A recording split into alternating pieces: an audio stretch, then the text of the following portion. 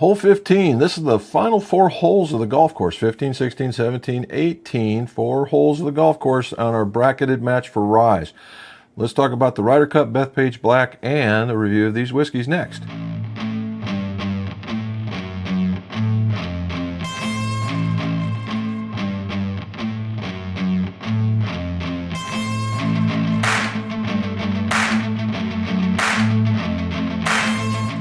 Welcome back to Pars and Pours, my golf-centric whiskey channel, and we are here during the Ryder Cup. It's the prelude to the Ryder Cup. It's getting ready to start pretty quick. Teams have been picked. Everything's ready to go. So what we do is we're going to talk about the factoid or two about the Ryder Cup. We're going to talk about the hole that we're on right now, number 15 at Bethpage Black, and then we're going to review some Ryes that we have collected throughout the year to make this contest. So what we're right here doing right now is these are actual winners of previous contests or previous holes. So these are on the tee box at 15. They've already gone through several holes to get to this spot. This one will be the last one. Then we're into like the semifinals and then the finals. So this is getting it right in here. So if you're a bracketed person, this would be the end of the quarterfinals. So what do we have? On my right, I've got Whiskey Thief Distilling Company. This is where I actually went to Whiskey Thief proper and thieved out a barrel, this one, of 95.5 rye at 124.2 proof. It is a 6-year rye, and they make that stuff there. And if you can't see it in here, but I acquired some floaties while I was doing it, because you get it right out of the barrel. It is straight right out of there. And on my left is a newcomer that's gaining serious amounts of popularity. It is Middle West Spirits. This is the dark pumpernickel cast strength straight rye. And it is coming in at 125.3 proof. And it is batch 1. All right, so batch 1. So what we talked about before was Middle West is a up and coming, and I believe if they keep rising like this, Ohio is going to have one heck of a representative for whiskey, and that would be Middle West. Pumpernickel rye is getting a lot of attention. There's another finished product out there that is gaining steam. Probably ought to check that out. Whiskey Thief, however, started the whole idea of thieving out of the barrel while you were doing their tour and getting that product and having that experience, which is taking all the other, we'll call other distilleries by storm. It's hard to find a spot where you don't thieve or fill a bottle or something along that lines, of which I have become hooked on. We call it Build-A-Bear bourbon. And this was the very first one that I did, and after that, it's done. I'm ready to go. I'll do them all if I can, and that's how we go. So how do we determine a winner? Well, we do a nosing, we do a palate taste, and then we do a uniqueness, okay? So we'll get started. So last time I started on the right, this time we'll start on the left. In the pumpernickel bread, not getting any distinct flavors. Let's do that again.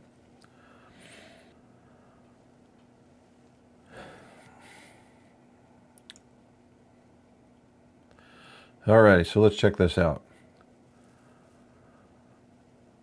All right, first one off the nose is it's very, we'll call it flat. All right, there's nothing, there's no layers of flavor that you're picking up on the nose. I get a nice sweetness to it. It is a kind of a sweet, like a sweet bready note, actually. That comes off the pumpernickel. One more. Yep, it's a sweet caramel, and you get that breadiness at the end, but it's not a heavy flavor. It's not like you're drinking a pumpernickel bread. It just gives it that, it tones it into a more even keel. Whiskey Thief. Now this one is all about the oak barrel. You get the soft tones, and both of these, when you talk about rice spices, baking spices, none of that has showed up. Every bit of this is the oak barrel. You get the oak barrel just hits you first, the char of the oak barrel, and then you get just the hints of the typical sweetnesses that you would get in the whiskey of a slight vanilla and a slight caramel. So neither one of them are blowing me out of the water as far as nosing goes. So let's see what the palate says.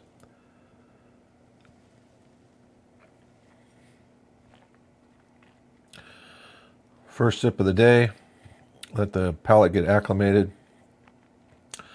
And when you do it, it rushed over my palate pretty quick. But I get an oily sensation and a stronger finish. All right, now let's go.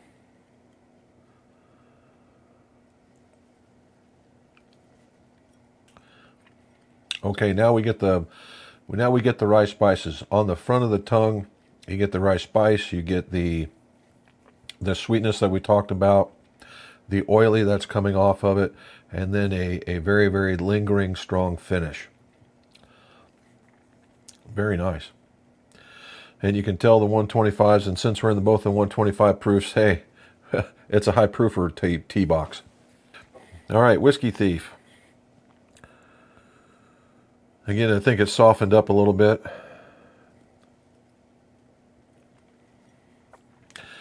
And what I mean by soft, it really does. It drinks softer. It drinks very, very much lower than its proof point. This one drinks a little bit above its proof point, to be honest with you. We're going to give them 2 more shots, but this one has the oily finish with the rye spice on the front, where this one has a tremendous sweetness that just coats the entire mouth.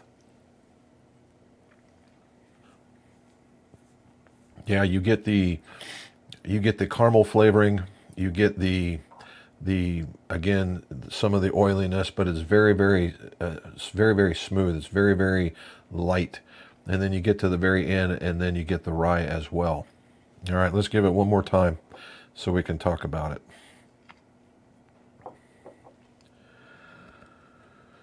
So now that we've had it a little bit, heavy caramel overtone. Yep, again, it got that sweetness going. Yep, you get so again, it's funny that neither one would be high rise, the big rye whiskeys, that you're not getting blown out of the water by all the spicy, all the things that would turn people off from a rye. This one is a little warmer, but you get the caramel flavoring first, then you get the oily finish in the middle, and then you get the spicy finish on the end. And that's what you get with this one. Again, this is it's soft, and which is really kind of schooled me. This is the bottle that has been schooling me on ryes, at least 95.5 ryes, that give you that. Everybody thinks you're just going to get this big claw of spiciness, and what I'm finding out is that's just not true, is that these 95.5 ryes actually come off nicer than, say, a high rye bourbon.